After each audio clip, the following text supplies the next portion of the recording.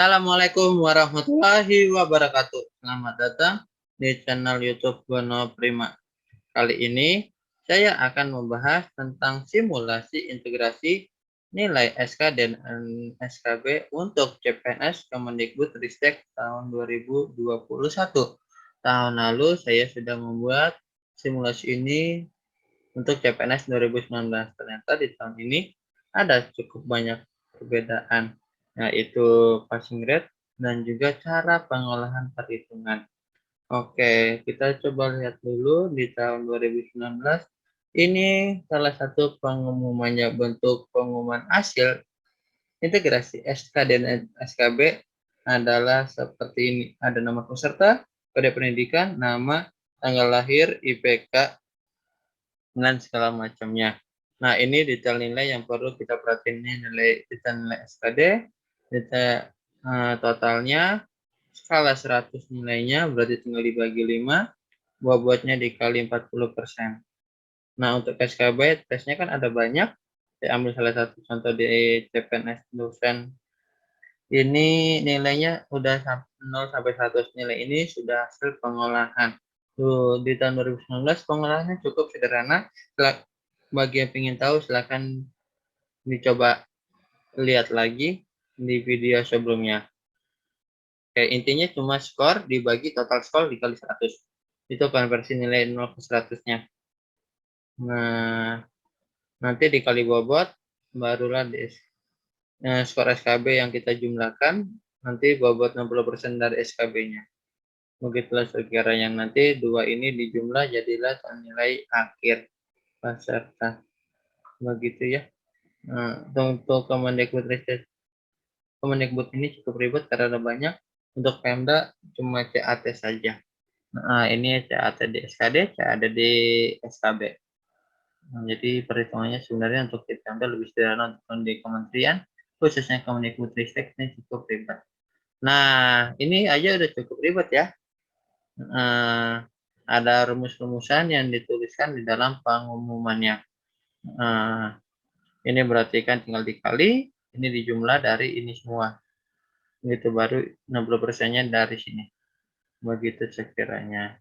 Nah, ini udah cukup ribet ya melihatnya, cuma sebenarnya ini masih sederhana. Karena yang lebih ribet, kita lihat aturan di CPNS 2021 ini ada 3 tabel. Pertama untuk dosen, yang kedua non-dosen atau tendik yang tanpa untuk kerja, dan ketiga non-dosen atau tendik yang ada unjuk kerjanya. Di jabatan tertentu ada unjuk kerja, begitu ya. Untuk literasi Dikbud, dosen berarti kan di berkaitan dengan perguruan tinggi, jumlah soalnya 20, skor minimalnya 0, maksimalnya 20. Berarti tiap soal akan mendapat skor 1. Passing rate-nya itu 4.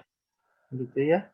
Nah, untuk literasi berbahasa Inggris, skornya juga 20, tiap skor juga bernilai 1, passing rate-nya 4. Berarti untuk lulus passing rate ini harus benar 4 soal.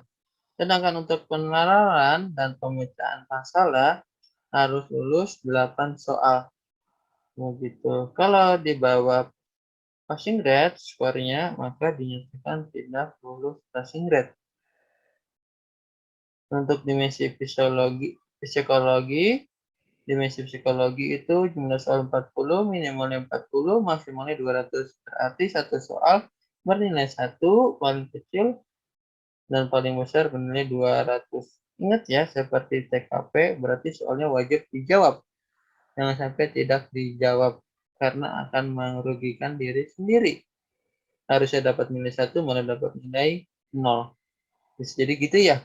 Nah, jadi jangan sampai dilewatkan setiap soal untuk psikologi. Passing grade-nya 136. Ini terlihat tinggi, padahal ada kalau dibagi juga ya normal. Kalau dibanding dengan TKP, passing grade dimensi psikologi ini jauh lebih kecil. Kalau teman-teman semua sudah lulus passing grade TKP, seharusnya ini juga bisa lulus ya. Gitu ya. Wawancara ada 5 soal, minimalnya 5, maksimal 25. Berarti 1 sampai 5 sama seperti psikologi, bahasa Inggrisnya 12 begitu pun praktik mengajar. Begitu ya. Alhamdulillah. Nah, untuk non-dosen juga sama, di hal CBT-nya itu sama saja. Mungkin bedanya cuma di bobot. Terus wawancara juga sama, beda di bobot saja. Nah, untuk yang ada unjuk kerja, CBT-nya sama, wawancaranya sama, unjuk kerjanya tergantung jabatan. Ada jumlah soal yang berbeda, minimal dan maksimal skornya berbeda-beda, dan bahasa Inggrisnya juga berbeda-beda. Jadi dibaca lebih lengkap lampiran kayak di pengumumannya gitu ya, ketentuan di pengumumannya. Nggak saya tunjukin di sini karena terlalu banyak. Yang ingin saya tunjukin selain aturan ini, aturan memberi skor, ternyata ada aturan penilaian juga. Yang pertama itu namanya skor terstandar, JET score.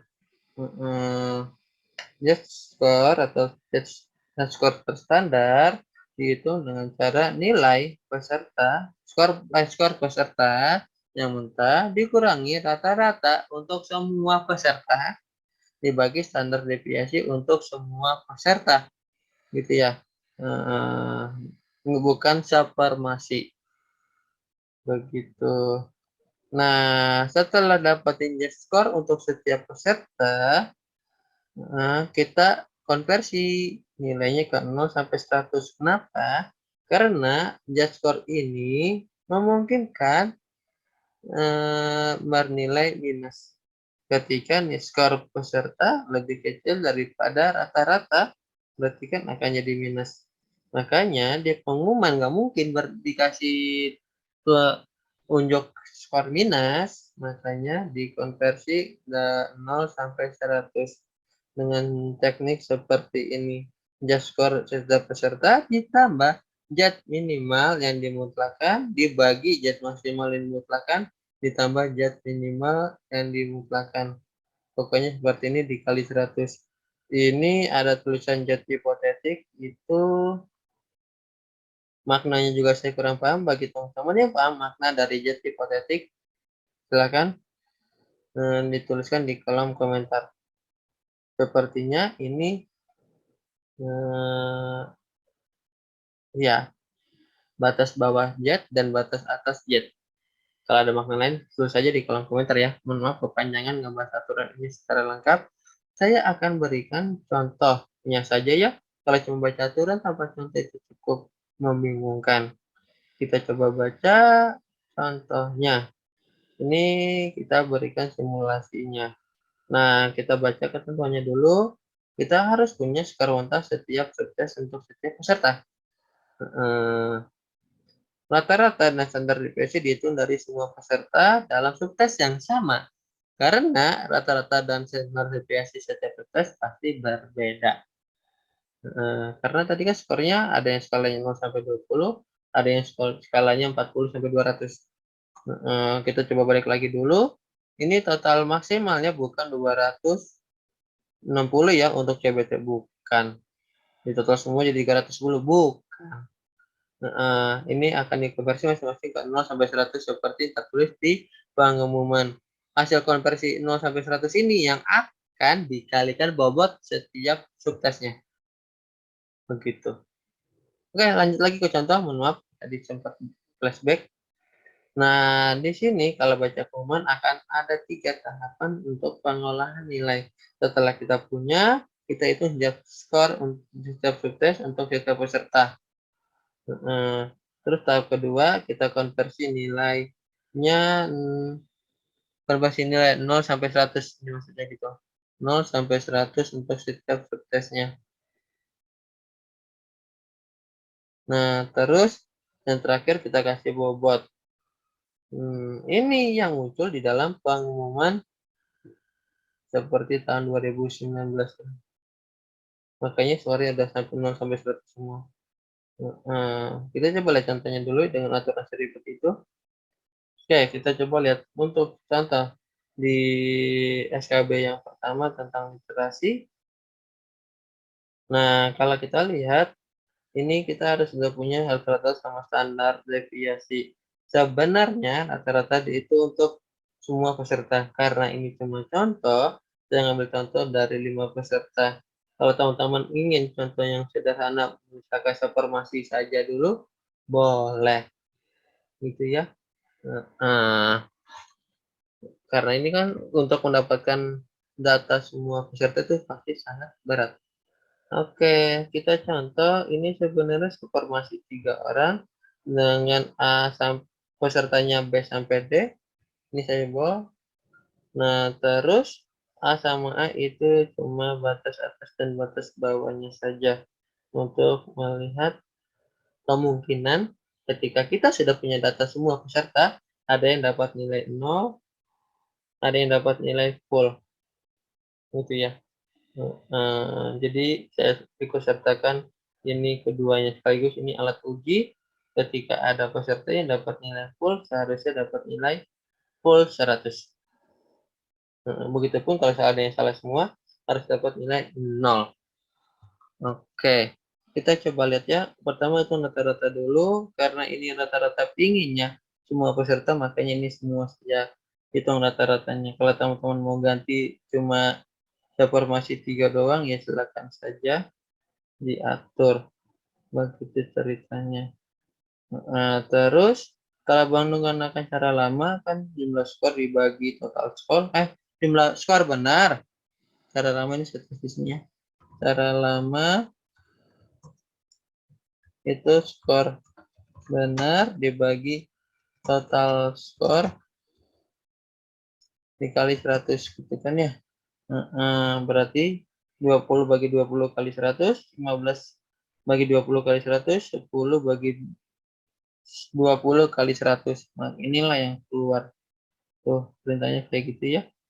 Nah, terus habis itu ini cara lamanya yang perlu kita lihat terlalu dalam karena cukup sederhana. Yang perlu kita lihat adalah hitungan rata-rata. Tadi udah, standar deviasi tinggal pakai fitur yang ada di Excel saja. Tentang datanya ya silakan saja disesuaikan.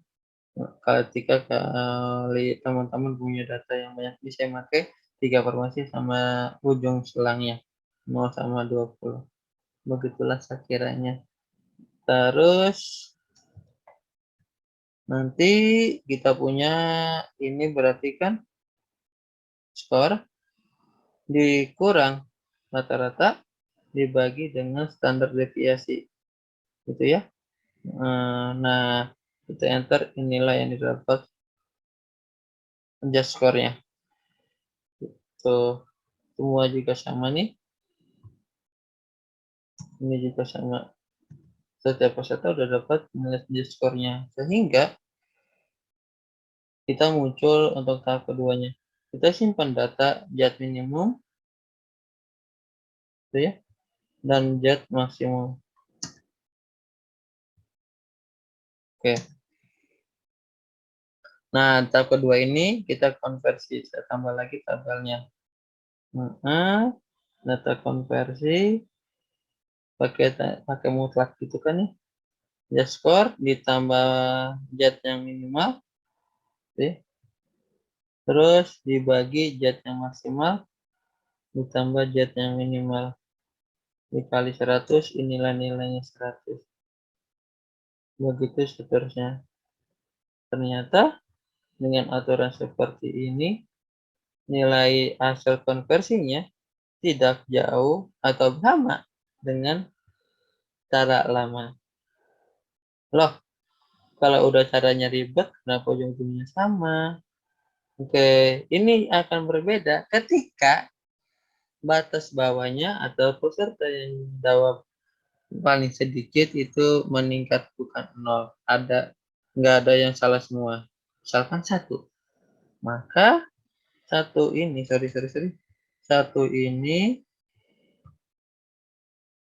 yang akan dikonversi ke nilai 0. Ini dianggapnya peserta yang dapat skor benar paling sedikit. Begitupun Kalau tidak ada yang dapat benar semua, misalkan mentok di 19, maka 19 ini yang akan bernilai 100. Ini cukup adil untuk peserta yang pintar namun terbatas soal yang cukup sulit. Orang terpintar, peserta yang terpintar dapat nilainya 19 dari 20. Cara-cara lama cuma dihargai 95, kalau pakai cara baru dihargai langsung 100. Itu untuk bonus penghargaan. Terkait yang ternyata peserta terendah benar 1 tapi dihargainya 0, itu saya belum punya komentar. Saya cuma melihat komentar ini aturannya baik untuk tipe soal yang susah. Untuk tipe soal yang gampang dan peserta terendahnya pun nggak ada yang salah semua, dihargai 0, saya kurang tahu, itu mungkin kekurangan dari sistem ini ya. Wallahu alam. Tujuan dari pengguna sistem ini ingin muncul nilai 0 sampai 100.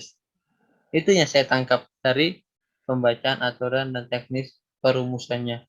Jika teman-teman ada pendapat lain, silakan sampaikan di kolom komentar. Ini saya kembalikan lagi ya, 0 sampai 20. Begitu. Atau nggak usah deh, nggak usah yang simbol ini. Ini 19, salah. Maaf, ini 19, ini 1. Gitu. Ini yang akan jadi 0 sampai 100. Oke, itulah perbedaannya. Nah, setelah tahap kedua ini baru kita pembobotan. Nah, pembobotan ini ya tinggal dikali, kalau untuk literasi kan dikali 15%, ya 15% aja. Nanti muncul angka pengalinya gitu. Oke, kita lanjutkan. Nah, jika ada pertanyaan atau mau diskusi, sampaikan di kolom komentar. Lanjut ke subtes berikutnya, kemampuan bahasa Inggris. Secara teknis pun sama, karena karakteristik subtesnya itu sama dengan literasi. Ini literasi bahasa Inggris sih sebenarnya. Literasi. Nah, itu ya. Di sini ya rata-ratanya dari sini, PG-nya dari sini. Gitu ya. Standar deviasi, sorry PG. Standar deviasinya dari sini. Begitu ya. Perhitungan judge score-nya sama rumusannya. Tentu saja pakai yang ini. Oke. Nah, kita akan punya judgment dan judgmax. Gitu. Terlihatlah bahwa kalau ini ada semua 0 sampai 20, judgmaxnya segini. Sedangkan tadi di literasi pendidikan atau literasi PT ini ya skornya cukup berbeda. Lebih tinggi yang minimumnya, maksimumnya lebih rendah. Alasan selangnya lebih kecil dibandingkan ini. Ya, logiknya dapat ya. Ini kan rentangnya kan lebih besar 0 sampai 20, ini 1 sampai 19. Tidaklah. Mohon maaf terlalu dalam ngebahas itu. Terus konversinya jadilah seperti ini. Kalau teman-teman mau ngedit ini, silakan bisa. Editnya di tahap pertama ya. Nah, tuh di sini edit aja sesuai yang sekiranya teman-teman dapatkan datanya. Begitupun kalau ini mau ditambah kolomnya, tinggal ditambah saja. Begitu. Nanti tinggal copy paste saja. Ini file ini bisa saya berikan kepada subscriber. Sampaikan saja di kolom komentar ingin mendapatkan file Excel ini, saya berikan. Sampaikan saja juga mau diberikannya lewat apa, email atau medsos seperti Telegram. Pokoknya sampaikan saja ya. Teknis perhitungannya seperti ini. Ini setelah dikali bobot untuk bahasa Inggris kan 10%. Nah, yang cukup berbeda, yang cukup menarik itu psikologi karena nilainya 40 sampai 100. PPM masih sama ya, bisa skip saja. Saya cuma munculin sedikit-sedikit aja deh. Tuh, muncul gitu aja sedikit rumusannya. Harusnya ini ganti nih. Sorry, saya langsung ganti ini U. Tuh, salah. Dari sini harusnya. Gitu ya. Ini harusnya U.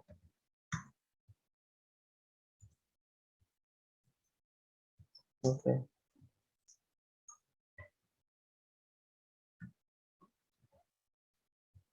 Mohon maaf, menunggu untuk saya benerin rumusnya. Oke. Nah, terus ini konversi rumusnya sudah pakai U ya, sudah benar. Nah,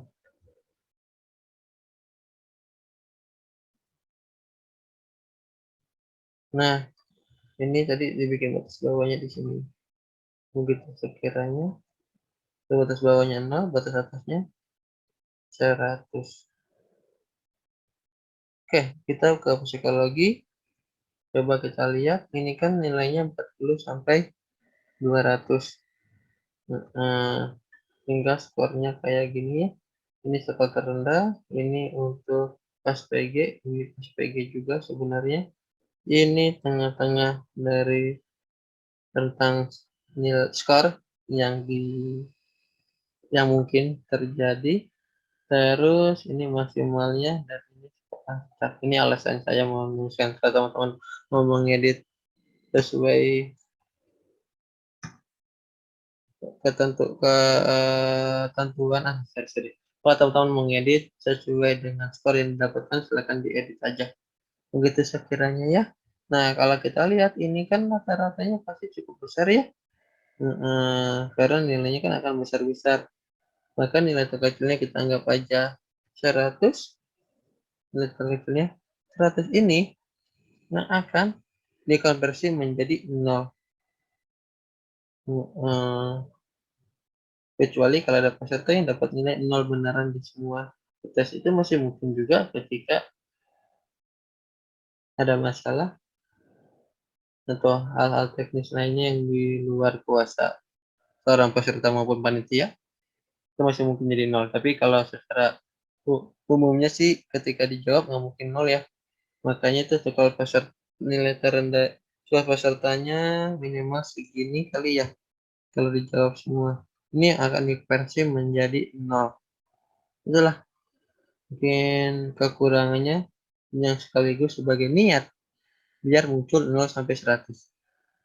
Kalau emang saya ada kesalahan, terutama makna zat hipotetik di awal tadi, silakan aja sampaikan komentarnya. Ini saya coba memberikan teknis perhitungan yang saya pahami ketika membaca peraturan penilaian PPNS. Begitu sekiranya. Ini juga udah saya tuliskan ya. Terus wawancara juga sama. Ini tinggal diedit saja. Ini terendahnya, ini tertingginya. Kalau rumusannya udah benar ya. Ada sama ini. Ini rumusannya masih salah. Kita benerin. Ini seharusnya pakai AM. Ini seharusnya pakai AP. Oke.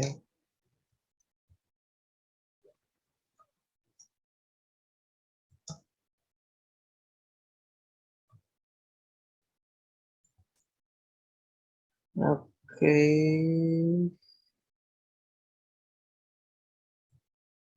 Nah, ada yang just skornya 0 ternyata. Karena dia sama dengan rata-rata skor. Meskipun just skornya 0, dapat nilai konversinya cukup bagus. Ya, berkaitan dengan PG, ini hampir saya lupa maupun di sini.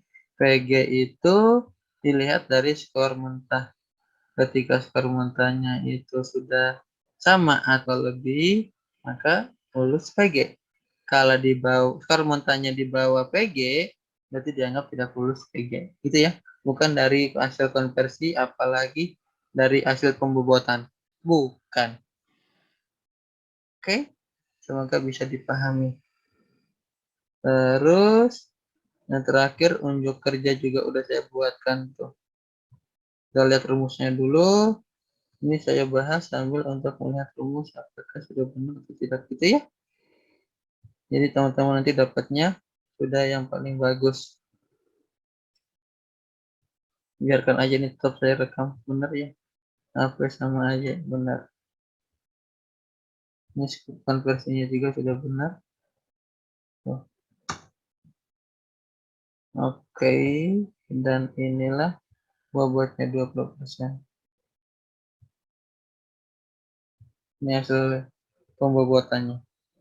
Oke, jika ada pertanyaan atau terlalu cepat atau butuh informasi tambahan, sampaikan saja di kolom komentar. Mau ngasih koreksi juga? Sangat dipersilakan karena niat awal untuk membuat ini adalah sharing. Sharing yang saya pahami dari membaca aturan penilaian CPNS. Semoga saja bisa bermanfaat untuk menghilangkan kegelisahan bagaimana caranya menilai. Gitu. Nah, setelah tadi kita hitung setiap subtesnya, baru direkap dengan bentuk atau dengan format pengumuman resminya. Begitu sekiranya. Ini format pengumuman resminya. Yang kuning ini didapat dari yang tadi ya. Yang kuning-kuning paling bawah. Ambil dari nilai ininya. Gitu. Nilai sini. Ini hari setiap peserta. Begitu. Yang hijau input sendiri. Begitupun simulasi ini sebenarnya teman-teman tinggal menginput yang hijau. Kalau ini kurang banyak, tambahkan sebanyak mungkin. Saran saya ketika menginput yang hijau ini batas bawah dan batas atasnya dibikin lengkap 0 sampai 20. Itu saran saya. Gitu ya. Kita anggap saja ada peserta yang dapat skor 0 dan juga ada peserta yang dapat skor 20. Kalau pakai lapangan nanti ternyata tidak ada, ya sudah tinggal disesuaikan saja. Cuma itu dapatin datanya cukup ribet. Sekali lagi ini data rata-rata dan standar deviasi itu yang digunakan sebagai rumusan di tahap pertama didapatkan dari rata-rata dan standar deviasi skor semua peserta. Nah, kalau ini cuma asumsi supremasi yang seperti ini saja ya bolehlah, karena untuk gambaran insya Allah hasil akhirnya nggak bisa jauh. Begitu sekiranya. Oke. Nah, terus pendapat pribadi saya, nilai peserta di satu subtes itu 0 sampai 100 bermakna akan ada peserta yang dapat 0 sampai 100. Itu pemahaman saya. Kalau emang ternyata pemahaman saya kurang tepat, ya mohon dimaafkan, dimaklumi, akan kita diskusi saja di kolom komentar. Cuma yang terpenting sebenarnya dari tes SKB ini adalah berusaha semaksimal mungkin nilai dan pengolahannya itu diserahkan kepada Yang Maha Kuasa. Semua konten saya hari ini itu hanya bersifat sebagai simulasi atau contoh. Hasil akhirnya wajib menunggu pengumuman resmi dari Kemendikbud, panitia instansi, maupun Panselnas, yaitu BKN. Sambil menunggu, kita ambil kesempatan untuk tawakal sepenuhnya dan perbanyak ibadah, baik ibadah secara lahiriah yang berurusan dengan Tuhan Allah maupun untuk ibadah horizontal sesama manusia atau makhluk hidup. Maksudnya berbuat baik, menghormati orang tua, menolong orang lain. Mungkin gitu saja dari saya hari ini. Semoga teman-teman semua bisa lancar dan sukses ujiannya. Bila taufiq wal hidayah. Assalamualaikum warahmatullahi wabarakatuh.